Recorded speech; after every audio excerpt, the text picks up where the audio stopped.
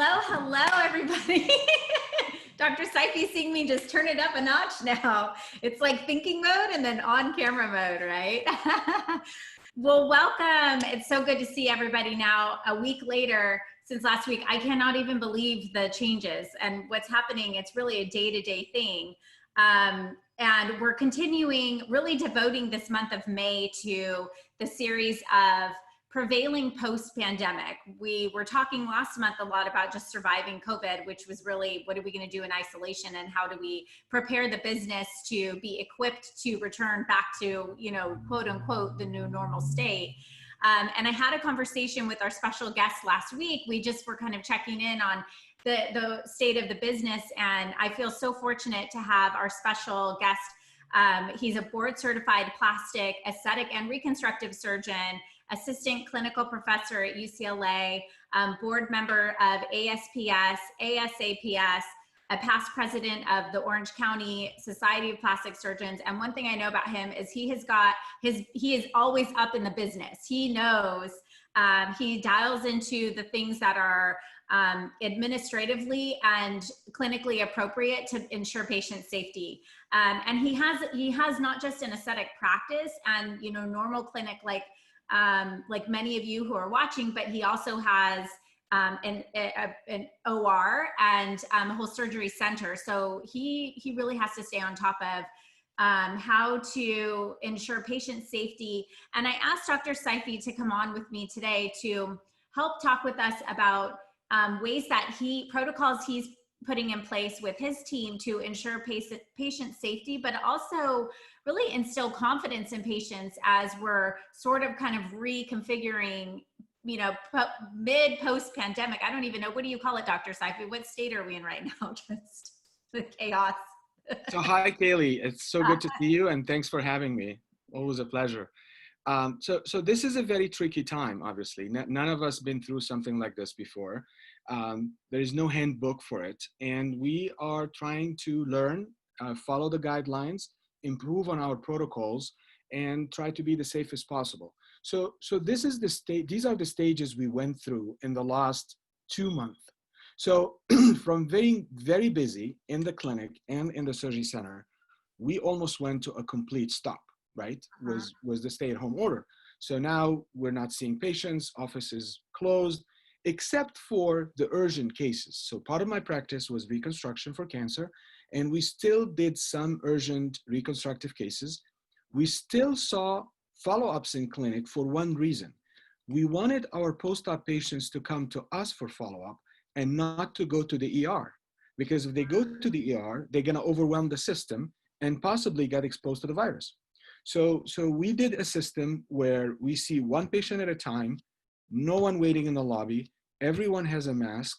There is a screening on the phone before they come in, making sure there's no symptoms. We take their temperature when they come in place. Everyone washes their hands.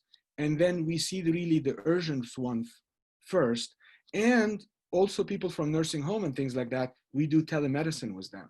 So if someone is really don't want to come or we don't think they should come, telemedicine been a wonderful tool.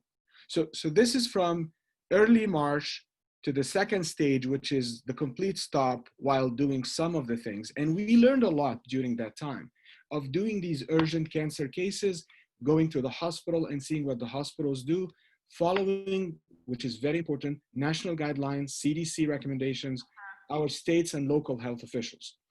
Now we're in the third stage, which is the very challenging, difficult stage. It's the opening. What are we gonna do now?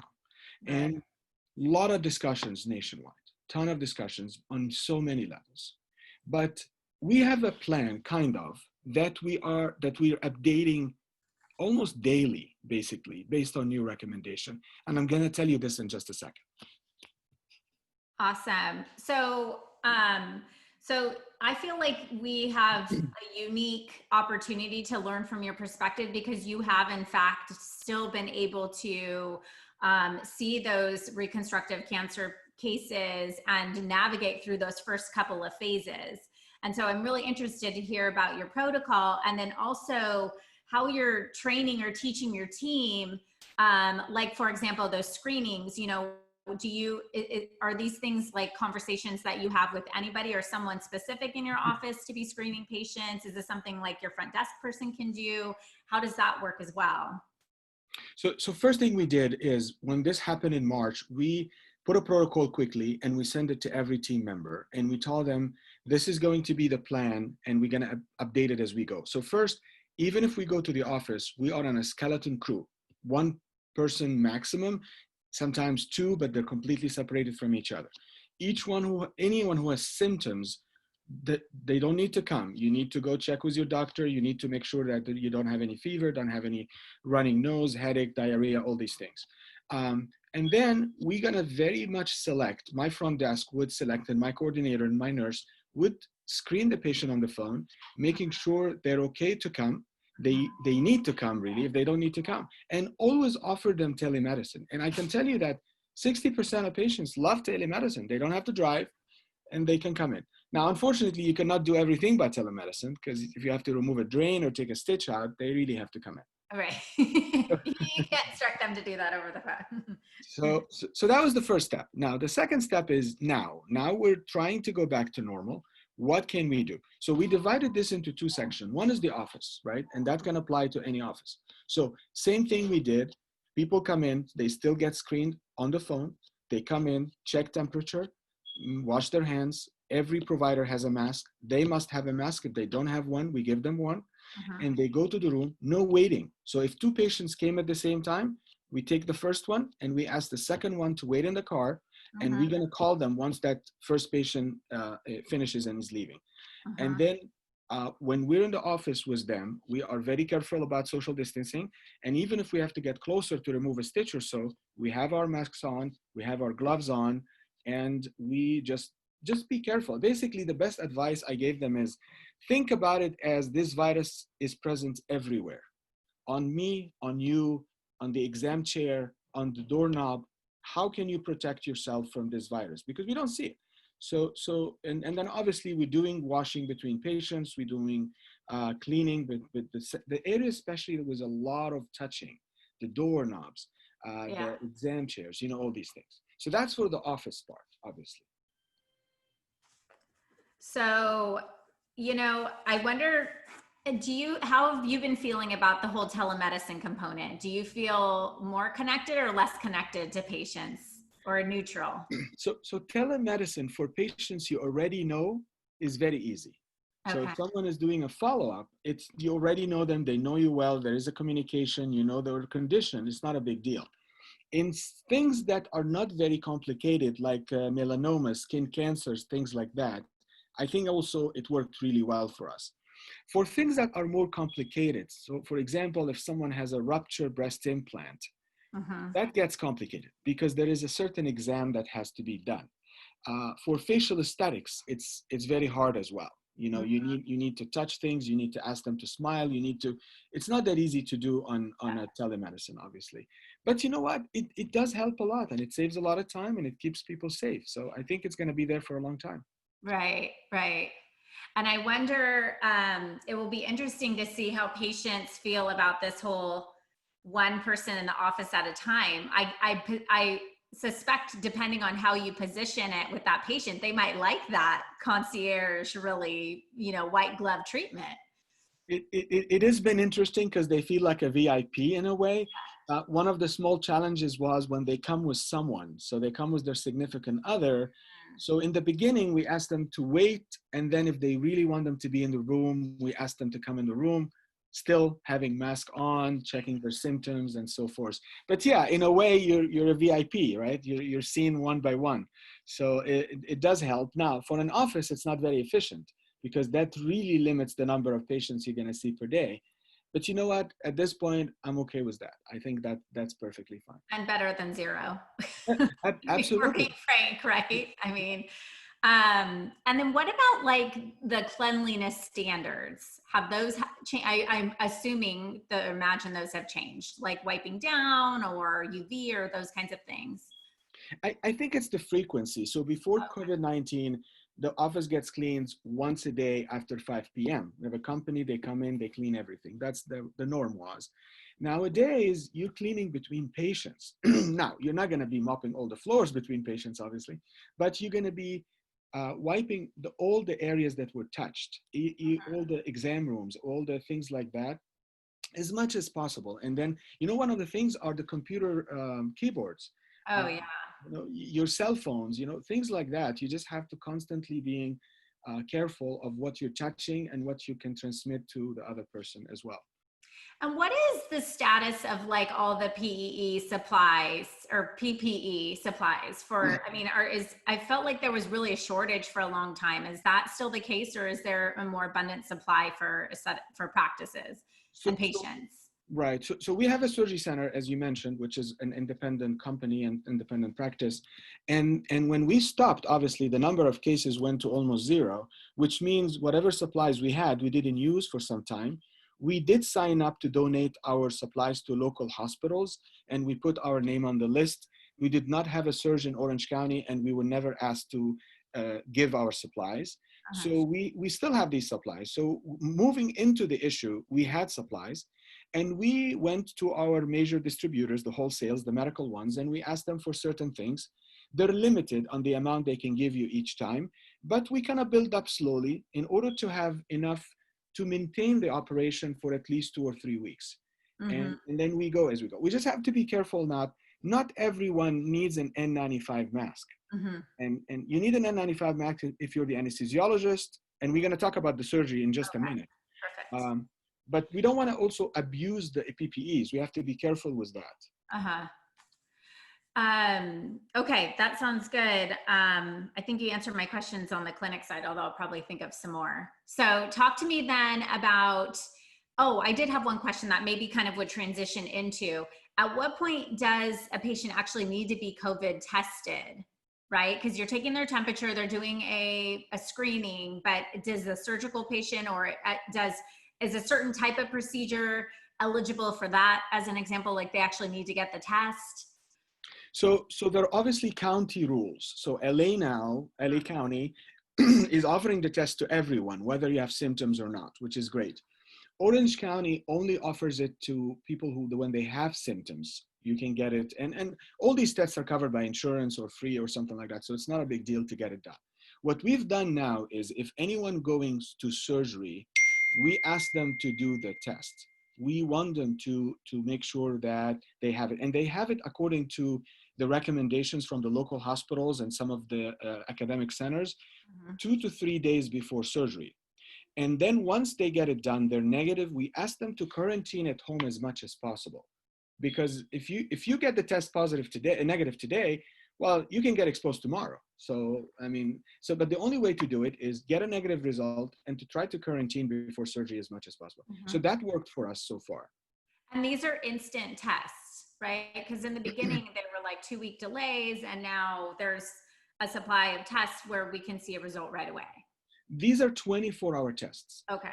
So basically they get tested and it gets sent to the lab, and sometimes we get the result in the same day, but most time it's a PCR test. So it's the real test, and it's not for the antibody, it's for the virus itself.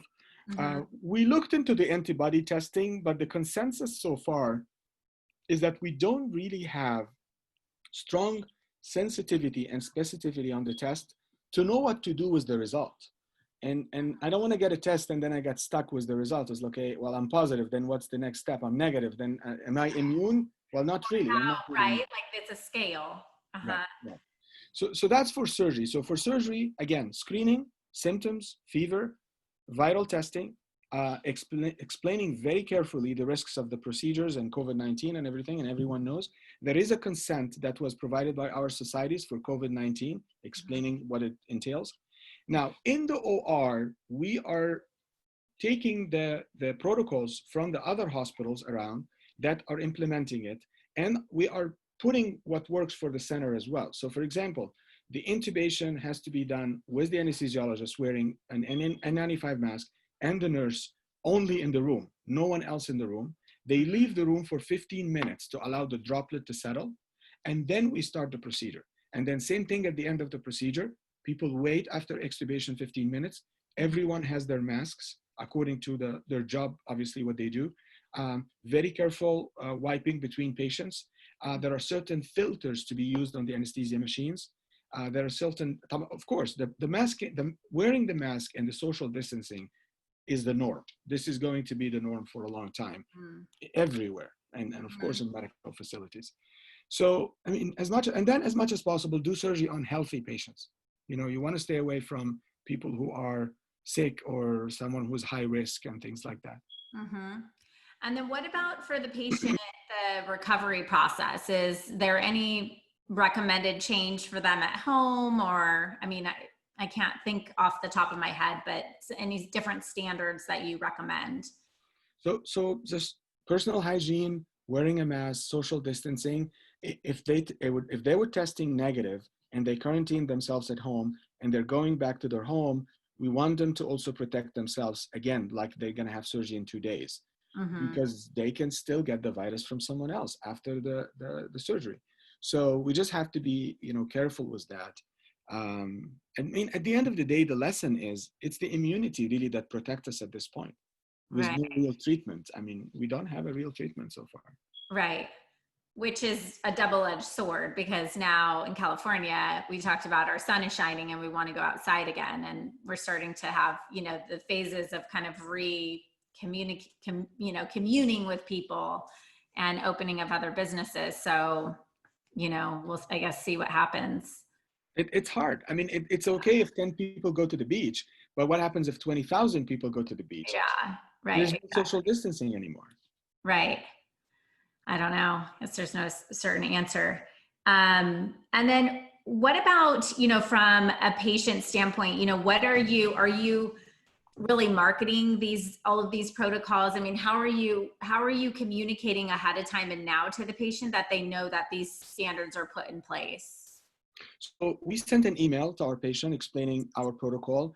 Everyone who calls in for a consult or a follow-up, we give them this protocol and we tell them to please adhere to it. And as much as possible, we try to gear them towards telemedicine. We try to, as much as possible, select. I think selecting makes a big difference. And for surgery, it's going to be about testing. For employees, what we do so far is the screening. So when I go to any hospital, when I walk in the hospital, they stop me, they ask me a series of questions, which was what we implemented in the office, and they check my temperature. And if the questions are negative and the temperature is normal, they allow me to go into that hospital. Right. And I think that's going to be the norm, because we thought about testing our staff for virus, but then are you going to test them every day?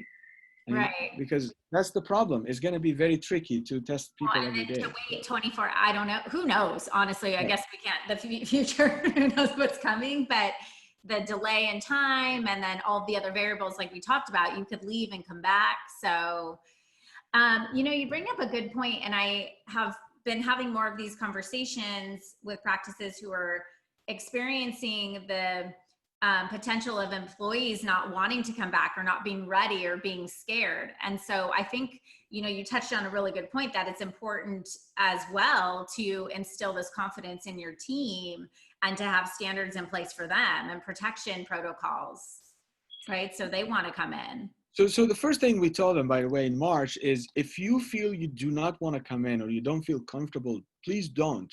We're going to still support you. You're going to be working from home, answering phone calls or so forth, which we've done it as well. Right. So don't worry about that. Your job, we did not lay off anyone. We were in a position not to do that, so we decided not to do it. So every staff is still the same. We did not drop any salaries. We did not do anything yet. Now I have to say that it just worked for us because we're not a very big practice. Now, if you're a company that has 2,000 people, you won't be able to do that. I mean, it is totally understandable. So we kept people and we checked their interest level. And then sometimes I would tell them personally, please do not come tomorrow. I don't think we need enough. One person in the office is more than enough, and just help us doing these tasks from home. And I think people really appreciated that. Mm-hmm. And you've, I guess, I mean, and I personally know your team, and you have some go-getters, but you know, everybody's had to adjust in their own way and how to now manage. I think it's, for me, I'm just trying to keep up on things. Like we talked last week and you said, just call me at the end of the week, because next week's going to be a whole different conversation, right?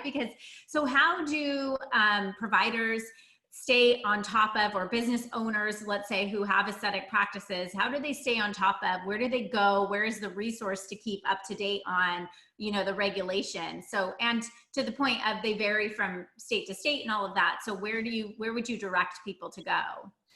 So I'm going to tell you what we do.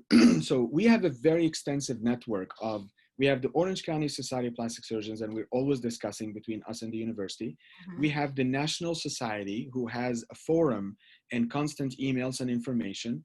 I personally check the CDC guidelines, and I check our local health officials and what they say. We also have a group on text messaging or WhatsApp that connects daily on what's the update, because at the end of the day, the norm is really in your area. So what happens in Colorado is going to be very different from what happens in Orange County.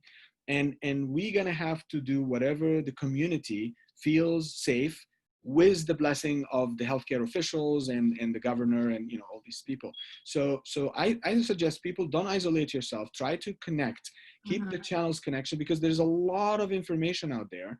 And you want to make sure you are walking with the main group, with the safest group in your practice, and that's where you're safe, in my mind. Right. Well, and I think that as an industry, if we want to get the train back on the track and the wheels in motion, that's going to be a critical component, because you don't want, I as a patient want to feel like I'm going to receive a certain standard of care, regardless of the provider that's the right choice for me, right? And if your doctor isn't doing what your friend's doctor is doing, you're going to get a little bit confused, which just puts more pressure on you guys. No, you don't have enough on your plate, but right?